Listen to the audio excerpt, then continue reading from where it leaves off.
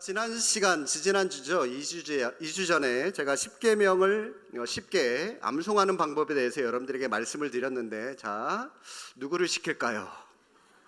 누구를 시킬까요? 자, 한번 저랑 복습 한번 해보겠습니다. 하나, 1계명 하나, 한 분이신 하나님만 섬겨라. 두 마음으로 우상 숭배하지 마라. 삼가 여호와의 이름을 망령되이 일컫지 마라. 사사로이 안식일을 범하지 마라.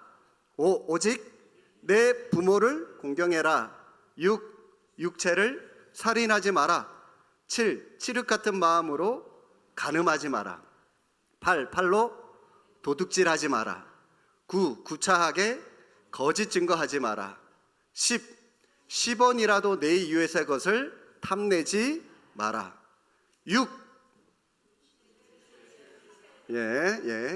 살인하지 마라. 8, 도둑질하지 마라. 10, 10원은 속으로 하시고, 속으로 하시고, 하나님의 것을 탐내지 마라. 이웃의 것을 탐내지 마라. 이거 제자 훈련이면 한 분씩 지명해서 시켜가지고 좀 확인하면 좋겠는데 안 돼서 참 아쉽네요. 아무튼 언제 또 확인할지 모릅니다. 늘 기억을 해주시기 바랍니다. 자, 지난 시간에 우리가 살펴본 대로 10계명의 1계명, 나 외에 다른 신들을 내게 두지 말라라고 하는 이 말씀은 나와 너 사이에, 하나님과 너 사이에 다른 것들이 일절 중간에 끼어들어서는 안 된다. 나는 너만 바라볼 테니까 너도 나만 바라봐. 이것이 1계명에 대한 하나님의 마음이 담겨진 말씀이다라고 설명을 했습니다. 이런 맥락에서 2계명은 1계명의 연장선상이라고 할 수가 있습니다. 자, 4절 말씀 우리 함께 한번 읽어보시겠습니다. 4절, 너를 위하여 새긴 우상을 만들지 말고 또 위로 하늘에 있는 것이나 아래로 땅에 있는 것이나 땅 아래 물속에 있는 것에 어떤 형상도 만들지 말며. 하늘, 땅, 물이라고 하는 곳이 나오죠. 한마디로 지구상에 있는 모든 곳을 지명하는 곳인데, 따라서 지구 위에 어떤 곳에도 하나님을 어떤 모양으로도 만들지 마라, 형상화하지 마라. 지금 그 말씀을 하고 계신 겁니다. 자, 그런데 여러분, 이 말씀을 많은 분들이 오해를 하는 것 같습니다. 한때 우리나라 곳곳에 세워진 이 단군 신상을 기독교인들이 부셔버렸다는, 단군 신상의 목을 잘라버렸다는 그런 뉴스 많이 저는 듣곤 했었는데, 또 어떤 사람은 자기가 예수님을 믿기로 결단하고 나서 제일 먼저 한 일이 뭐냐면 마을 입구에 있는 장승을 통째로 뽑아버렸다라고 하는 것을 간증하는 것을 제가 들어본 적이 있습니다. 단군 신상, 장승, 불교의 어떤 불상, 여러분, 이런 것들이 정말 우상일까요? 꼭 그렇지만은 않습니다. 단군 신상, 장승 그 자체만으로는 우상이 되질 않습니다. 그것을 사람들이 어떤 마음을 가지고 그것들을 대하느냐에 따라서 그것이 우상이 될 수도 있고 되지 않을 수도 있기 때문입니다.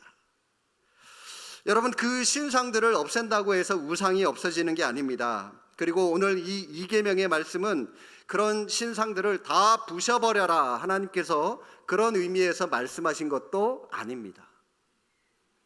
여러분, 그렇다면 이 2계명의 말씀을 통해서 하나님이 우리에게 뭘 말씀하고자 하시는 것일까요? 2계명의 본질적인 주제가 무엇일까요? 자, 다시 한번 여러분 4절을 보시면 너를 위하여 새긴 우상을 만들지 말고. 자, 여러분, 우상은 누구를 위한 것이라고요? 누구를 위해서? 너를 위하여. 너를 위하여. 이 한 구절이 우상이 무엇이며 사람들이 왜 우상을 만드는지를 정확하게 설명을 하고 있습니다. 사람은 크게 두 가지 마음을 품고 이 땅을 살아가고 있습니다. 하나는 두려움이라고 하는 마음이 있어요. 우리는 평생 이 두려운 마음을 떨쳐버릴 수 없습니다. 걱정, 근심, 미래에 대한 염려, 자식에 대한 염려, 돈에 대한 염려, 사업에 대한 염려, 건강에 대한 염려, 여러분, 이런 것들을 떨쳐버릴 수 없죠. 우리는 여러 가지 각자 다양한 이런 두려움들을 마음 한켠에 가지고 살아갑니다. 그것만 있습니까? 또 다른 한켠에는 욕망이라고 하는 것이 있습니다. 욕심. 높고자 하는 욕심, 돈을 많이 벌고자 하는 욕심. 어떤 욕심들이 저마다 또 각양각색의 욕심들을 가지고 있겠죠. 이 두려움과 욕망, 이것이 우리 모든 사람들에게 아마 없는 사람 없을 거예요. 다 누구나가 기본적으로 가지고 있는 그런 중요한 본성입니다. 그런데 문제는 이 두 마음이 함께 뭉쳐져서 반드시 어떤 대상을 만들어낸다는 거죠. 그리고 그 대상을 조금 더 구체화시키면서 우상이라고 하는 것을 사람들 마음 가운데서 만들어내기 시작을 하는 겁니다. 이 두려운 마음을 극복하려고, 이겨내려고 뭔가를 붙잡으려고 하는 거죠. 그게 바로 이제 우상이라고 하는 것을 만든다는 겁니다. 그런데 여러분, 중요한 것은 이 우상이라고 하는 것을 항상 4절 말씀처럼 나를 위하여 만드는 게 우상입니다. 나를 위하여. 우상이 좋아가지고 우상 자체를 위해서 우상 하나를 떠받들려고 만드는 사람 없어요. 다 나를 위해서. 나 잘 되고, 내 자식들 복 받고, 내 사업 잘 되고, 나 복 받으려고 만드는 것이 바로 이 우상이라고 하는 것입니다. 이 계명에서 중요한 말은 바로 너를 위하여라고 하는 말이죠. 우리 인간은 종교라고 하는 이름으로 우상을 만들어내는데, 그런데 여러분, 한꺼풀만 벗고 우리의 내면을 들여다보면 다 전부가 자기를 위해서 욕망을 갖추고 우상을 만들어내는 것이죠. 우리가 출애굽기 20장 말씀을 살펴보고 있는데요, 우리가 읽진 않았지만 뒤로 조금 가서 23절 말씀을 한번 보시기 바랍니다. 23절. 너는 나를 비겨서 은으로나 금으로나 너희를 위하여 신상을 만들지 말고. 하나님이 말씀하시는 것은 하나님을 형성화하지 말라는 겁니다. 그런데 나를 비겨서라고 하는 말씀이 있죠. 나를 비겨서라고 하는 말은 나를 대신해서라고 하는 말입니다. 여러분, 이 대신할 때, 뭘 할 때 우리는 대신한다고 그러는 거죠? 원래 어떤 모임이 있어요. 그 자리에 제가 가야 되는데 제가 어떤 스케줄이 많아서 가질 못합니다. 그러면 나를 대신해서 누군가가 그 자리를 참여하겠죠. 원래 것이 없을 때에 대타로 그 자리를 차지하는 것을 대신한다고 합니다. 그런데 하나님은 분명히 살아 역사하시는 분입니다. 하나님은 분명히 존재하고 계시는 분이십니다. 그런데도요, 그분의 존재를 대신해서 우리가 뭔가를 만들어낸다라고 하는 것은 사실 말이 되지 않는 거죠. 이처럼 너 자신을 위해서 하나님을 대신하려고 만드는 모든 것들이 바로 우상이다라고 말씀을 하고 계신 겁니다.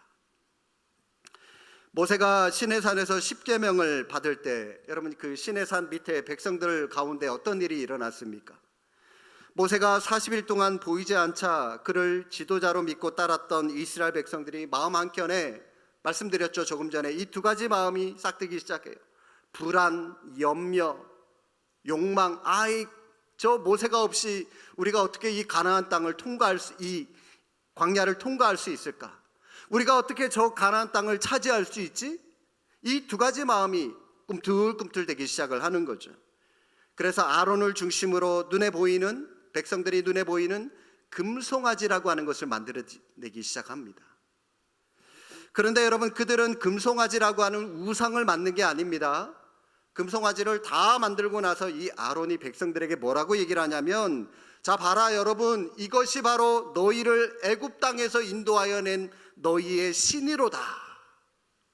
무슨 말이죠? 이 송아지가 바로 너희들을 여기까지 인도해 내신 하나님이다 라고 지금 이 아론이 얘기를 했던 겁니다. 다시 말해서 아론은 우상을 만든 게 아니라 하나님을 만든 거예요. 금송아지를 하나님이라고 만든 겁니다.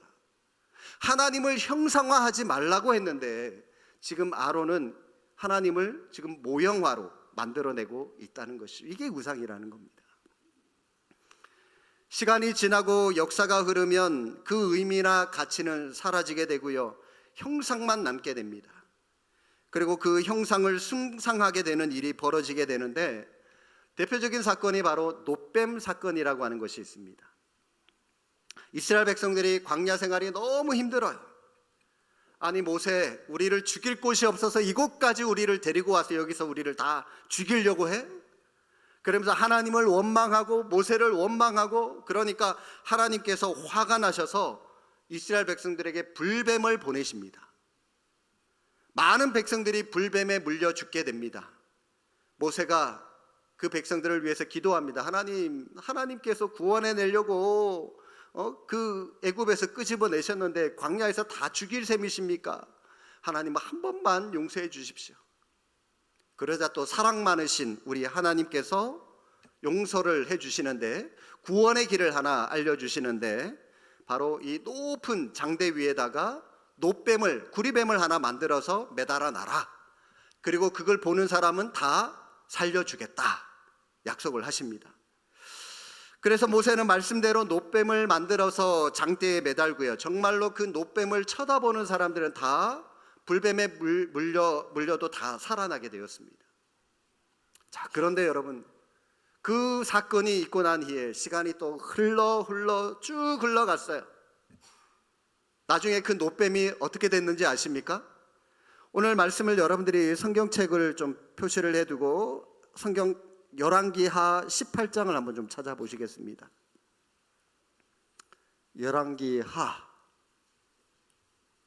열왕기하는 열왕기상 다음에 있습니다. 네. 졸지 말라고 하는 얘기예요. 네. 자, 열왕기하 18장 4절. 18장 4절. 예, 앞에 나와 있는 자막을 참고하셔도 되겠습니다. 함께 한번 읽어보시겠습니다. 그가 여러 산당들을 제거하며 주상을 깨뜨리며 아세라 목상을 찍으며 모세가 만들었던 노뱀을 이스라엘 자손이 이때까지 향하여 분향함으로 그것을 부수고 느우스단이라 일컬었더라. 자, 그가 누구냐면 히스기야 왕입니다. 히스기야가 왕이 되자마자 모든 우상들을 다 부셔버리는 종교개혁을 단행합니다. 그런데 여러분, 놀랍게도 그 우상들 가운데 뭐가 있었다고요? 예, 모세가 만든 노뱀이라고 하는 것도 있었습니다. 자, 무슨 뜻일까요? 이스라엘 백성들이 그 노뱀을 하나님인 것처럼 경배하고 있었다는 거예요. 노뱀을 통해서 전해진 하나님의 사랑이라고 하는 것이 시간이 흐르면서 다 잊어지게 되고요, 그저 이 노뱀이라고 하는 그 구리뱀 껍데기 하나만 붙잡고 그게 마치 하나님인 것처럼 이스라엘 백성들이 우상화하고 있었다는 겁니다. 그래서 히스기야가 그걸 부셔버렸어요. 이 느후스단이라고 하는 놋 조각이라고 하는 뜻입니다. 한마디로 이 노뱀을 완전히 잘게 부셔서 산산조각 내버렸다, 그런 말입니다. 우상은 여러분, 우리가 처음부터 만들어지지 않습니다. 늘 선한 의도로, 좋은 의도로 시작을 했다가 시간이 흐르면서 그 선한 동기, 좋은 뜻들은 다 사라져 버리게 되고요, 나중에 이제 껍데기 하나만 붙잡게 되는데 그 껍데기가 바로 다 우상이다라고 하는 겁니다. 우리 교회는 대한예수교 장로회 합동교단입니다. 우리 교회도 마찬가지지만 우리 교단 산하에 있는 교회에는 강대상 뒤에 십자가를 붙이지 않습니다. 십자가를 안 달아요. 사실 제 개인적인 생각으로는요, 좀 세련되고 은은한 그런 조명이 달려있는 십자가를 딱 달고 싶어요. 그럼 이제 새벽 예배 끝나거나 금요기도회 끝나고 불 쫙 끄잖아요. 그럼 깜깜한데 십자가에서 불이 은은하게 쫙 비춰놓으면 얼마나 예쁘겠어요, 그죠? 이 분위기도, 기도할 분위기도 참 날 것 같고요, 그 십자가 바라보면서 기도도 더 잘 될 것 같다라고 하는 그런 생각이 들거든요. 그런데 우리는 십자가를 달지 않습니다. 왜 그럴까요? 바로 여러분, 이 노뱀 사건처럼 십자가의 의미와 하나님의 사랑을 사라져버린 채 십자가라고 하는 그 나무 토막만 붙잡고 있을까봐 우리는 십자가를 달지 않는 겁니다. 그렇기 때문에 여러분, 이 십자가는 또 다른 하나님이 되는 것이고 결국 우리 기독교는 샤머니즘이 되는 것이죠. 이런 의미에서 저는 우리 예수님께서 이 땅 가운데 살아가시고 돌아가실 때 유품이라든지 어떤 유물을 남기지 않으신 것을 참 다행이라고 생각을 합니다. 만약 우리 주님의 어떤 유물, 유품이 하나라도 남아있다면 사람들이 가만히 있겠어요? 그거를 마치 하나님인 양 붙잡고 산다고, 그걸 섬긴다고 정작 살아계신 주님, 우리와 항상 함께 동행하시는 그 하나님을 바라보지 못하고 있을지도 모릅니다. 그거 껍데기 붙잡고 살아간다고. 아기 예수님이 누우셨던 구유 어디 있는지 몰라요. 예수님을 못 박았던 십자가 어디 있는지 몰라요. 뭔지 몰라요.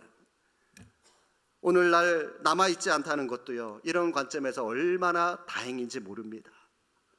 우리 성경책도 사본만 남아있습니다. 진본은 어디 있는지 몰라요.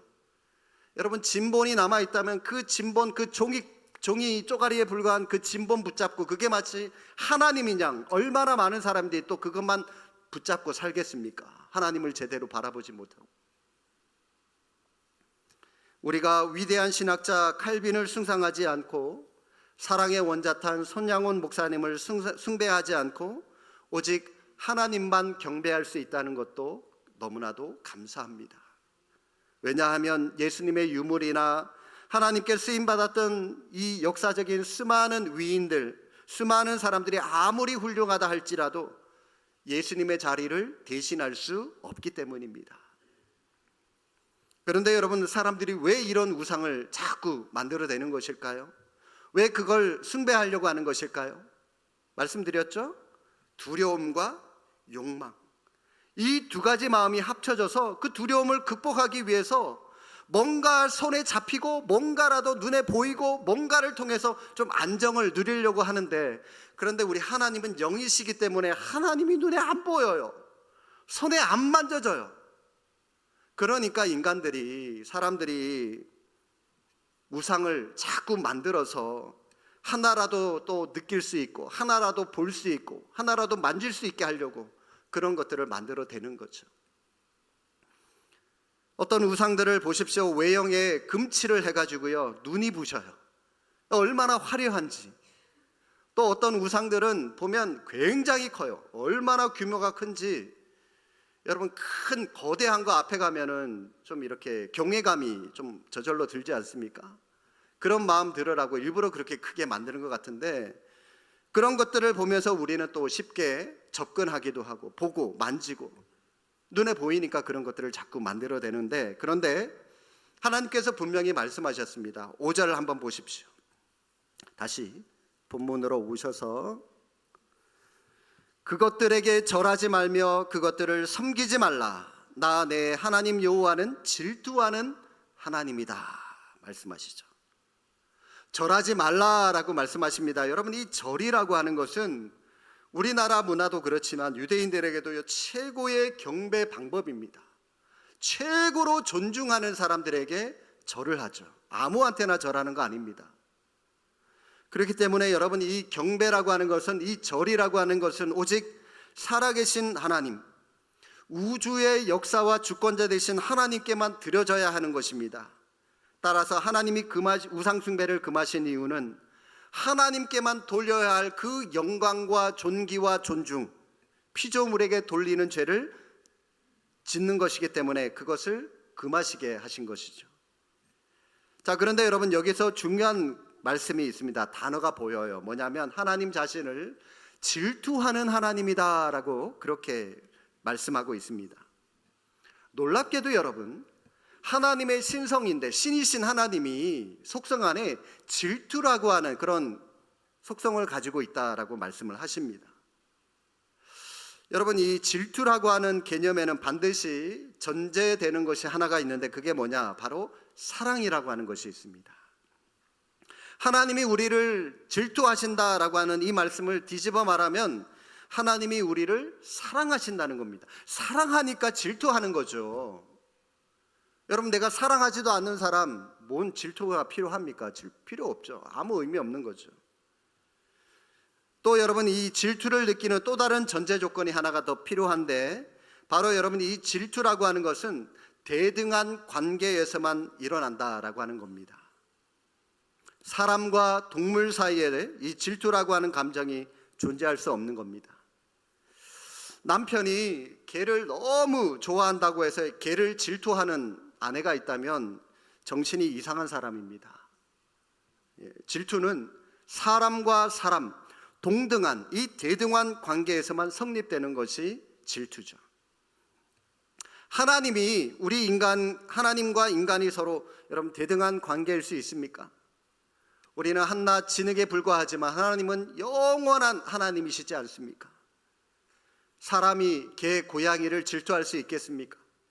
그런데 하나님께서 우리를 질투하신다라고 하는 이 말씀 무슨 뜻일까요? 하나님이 우리를 한낱 피조물로만 생각하지 아니하시고 사랑의 대상으로 하나님과 대등한 그런 영적인 존재로 우리를 생각하고 계신다라고 하는 그런 말이죠. 그러니까 하나님이 우리를 질투하신다라고 하는 이 말씀, 충격스러울 정도로 우리에게는 감격스럽고 감사한 말씀이 되는 것입니다. 그런데 여러분, 하나님이 정말 우리를 질투하신다는 이 말이 좋은 말일까요? 나쁜 말일까요? 여러분들에게는 좋은 뜻으로 들립니까? 나쁜 뜻으로 들립니까? 예, 감사합니다. 예를 한번 들어보겠습니다. 어떤 사랑하는 남자와 여자가 있어요. 그런데 여러분, 이 둘 사이에 어떤 매력적인 제3의 어떤 남자가 끼어들어서 여자친구의 마음을 자꾸 흔들어대요. 자, 그러면 여러분, 남자는 당연히 여자친구를 향해서 질투하는 것 당연하죠. 왜요? 사랑하니까 질투하는 마음이 생길 겁니다. 자, 그런데 여러분, 내가 사랑하지도 않고 내가 별로 관심도 없는 여자가 나를 질투해요. 그 의미가 있는 겁니까? 그 질투가? 아니, 나 관심 없다니까요. 저 여자가 뭐 나한테 뭘 하든. 근데 그 여자는 나에게 질투를 해요. 아무 의미 없는 거죠, 그죠? 나에게 오히려 귀찮은 것밖에 되지 않습니다. 그리고 그 여자의 질투가 심해지고 나를 구속하고 자꾸 나를 괴롭게 하면 그 질투는 스토커가 되는 겁니다. 더 커져서, 그죠? 그러니까 여러분, 우리를 향한 하나님의 질투, 하나님의 사랑이 나에게 좋은 것이냐 나쁜 것이냐라고 하는 것은 결국 내가 하나님을 사랑하느냐 사랑하지 않느냐, 이걸로 구분 지을 수 있다는 겁니다. 내가 하나님을 정말로 사랑한다면 하나님이 나를 질투하도록 사랑하신다라고 하는 이 말씀이 굉장히 고맙고 감격스러운 말씀이 될 수 있겠지만, 하나님을 사랑하지 않는 사람에게는 귀찮아요. 아무 의미 없는 말에 불과할 뿐이라고 하는 것입니다. 그렇기 때문에 이 자리에 앉아 계신 저와 여러분, 하나님의 질투가 우리에게 의미 없는 것이 아니라, 예 주님, 저도 주님 사랑합니다 라고 하는 이 믿음의 고백으로 화답할 수 있는 그런 복된 믿음의 삶을, 또 사랑의 삶을 살아갈 수 있기를 주님의 이름으로 축복합니다. 자, 여러분, 그런데 하나님께서 왜 우리에게 질투를 하실까요? 그것은 우리 인간의 죄의 속성 때문에 그렇습니다. 여러분, 이 마당에 정원이 있는 집 아마 우리 가운데 계신 분이 계실 텐데, 여러분, 그 정원을 망치는 가장 쉬운 방법이 뭔지 아십니까? 어떤 방법이 쉬울까요? 내가 그 정원에 뭐 풀, 잔디 이런 것들을 발로 막 밟으면 될까요? 낯을 들고 막 그것들을 해치면 될까요? 쉬운 방법이라고 그랬습니다. 가장 쉬운 방법은 뭐냐면 그냥 가만히 그 정원을 내버려 두면 돼요. 관리 안 하고 그냥 가만히 내버려 두면 저절로 정원은 망쳐집니다. 막 온갖 잡초들이 나고요, 막 벌레들이 나고요, 저절로 망가집니다. 마찬가지로 여러분, 우리 안에는 이 죄라고 하는 속성이 있기 때문에 우리는 그냥 저절로 내버려 두면 그냥 저절로 지옥 백성 되는 겁니다. 사탄의 하수인이 되는 겁니다. 가만히 내버려 두면 우리는 그냥 저절로 망하는 길을 갈 수밖에 없고요, 하나님이 주신 복을 사탄에게 다 빼앗길 수밖에 없는 그런 어리석은 존재들입니다. 사람들은 자기가 하고 싶은 대로 그냥 놔두면 어떻게 되는지 아십니까? 신이 아닌 것을 신이라고 우기면서 무지한 길로 가고 있고, 서로 미워하고 싸우고 망할 길만 찾아서 가는 것이 타락한 우리가 늘 하는 짓이지 않습니까? 따라서 우리 성도들은 하나님을 거부하고 무지하며 음란하게 살아가는 세상 사람들의 모습을 본받지 말아야 됩니다. 만약 성도가 세상 사람들을 부러워하면서 그들을 따라가는 삶을 살아간다면 내가 절대로 가만히 두지 않겠다라고 하는 그런 표현으로 나는 질투하는 하나님이다, 그런 말씀을 하신 겁니다. 그러면서 5절 하반절에 계속해서 볼까요? 나를 미워하는 자의 죄를 갚되 아버지로부터 아들에게로 3, 4대까지 이르게 하겠다라고 말씀을 하십니다. 자, 여러분, 이게 무슨 뜻일까요? 아버지가 당한 죄가 아들에게로 이어진답니다. 이게 무슨 뜻일까요? 여러분, 이 당시 한 가족 안에, 가정 안에, 집안에 3, 4대, 많게는 5대가 함께 사는 가정들이 많지 않았습니까? 옛날에는 다 대가족이었잖아요, 그죠? 뭐 증조 할아버지, 뭐 할머니, 뭐 그리고 아버지, 엄마, 아들, 딸, 손주, 뭐 이렇게 막 4대, 5대까지 옛날에는 그렇게 살았잖아요, 그죠?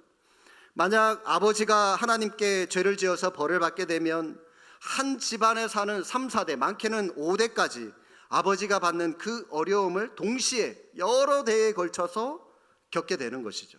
어려움을.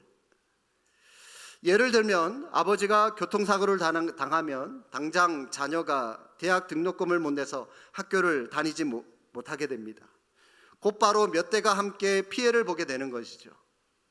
여러분, 이처럼 이 말씀은 아버지가 잘못했기 때문에 아들도 벌을 받는다라고 하는 어떤 이 혈통적인 관점, 유전적인 관점의 말씀이 아니라 그 당시의 문화, 그 당시에 그 대가족이었던 풍습, 이것을 실제적으로 예를 들면서 이렇게 표현을 한 겁니다. 자, 그러면서 6절 말씀 함께 한번 읽어보겠습니다. 나를 사랑하고 내 계명을 지키는 자에게는, 와, 몇 대까지요? 1000대까지. 여러분, 이 1000대까지라고 하는 말은 영원까지라고 하는 말입니다. 영원까지. 그러니까 여러분, 하나님을 미워하는 사람의 죄는 3, 4대까지 잠깐 벌을 내리시겠지만 하나님을 사랑하는 자에게는 하나님의 은혜와 자비를 영원토록 베풀어 주시겠다라고 약속의 말씀을 주시는 겁니다. 한마디로 하나님의 은혜가 하나님의 저주, 하나님의 징벌을 다 덮어버리겠다라고 말씀을 하고 계시는 겁니다. 결국 여러분, 이 계명은 하나님은 우리의 사랑을 뜨겁게 원하신다라고 하는 것입니다. 그래야 여러분, 하나님의 징계를 하나님의 사랑으로 다 덮어버릴 수가 있는 것이죠. 우리와 하나님 사이에 그 어떤 것도 끼어들 수 없다는 이 1계명의 말씀을 2계명에서 이렇게 좀 더 구체적으로 말씀을 하고 계신 겁니다. 사랑하는 성도 여러분, 오늘 우리 마음속에 하나님보다 더 사랑하는 무엇인가가 있지 않습니까? 나의 영혼 속에, 내 마음 속에, 내 신앙생활 속에 하나님보다 더 사랑하는 어떤 대상이 존재하고 있지 않습니까? 주님보다 더 사랑하고 주님보다 더 여러분의 마음을 지배하고 있는 것들이 있다면 뭐가 있습니까? 어쩌면 그것이 여러분의 쾌락일 수도 있고 권력일 수도 있습니다. 또 어떤 사람은 그것이 명예욕일 수도 있고 재물욕일 수도 있을 겁니다. 또 여러분의 자존심일 수도 있고 여러분의 허영심이나 이기심일 수도 있을 겁니다. 오늘 주님의 명령을 따라서 도끼를 들고 바알과 아세라 목상을 찾아가서 그 목상을 찍어버렸던 히스기야 왕 시대 때처럼 여러분 안에 하나님을 대신해서 섬기고 있는 이 우상들을 허물어버리고 무익하고 헛되고 가증한 허상들을 다 찍어버리시기를 바랍니다. 그리고 오직 예수 그리스도만을 여러분의 마음의 왕자에 모시고 또 여러분 마음의 가장 깊은 곳에 나를 위하여 피 흘리신 사랑의 주님을 모실 수 있기를 바랍니다. 그리고 세례 요한처럼 이렇게 고백했으면 좋겠습니다. 주님은 흥하여야 하고 저는 쇠하여야 합니다 라고 하는 이 고백으로 하나님만을 경배하는 저와 여러분, 우리 믿음의 권속들이 다 되시기를 주님의 이름으로 축복합니다. 기도하겠습니다.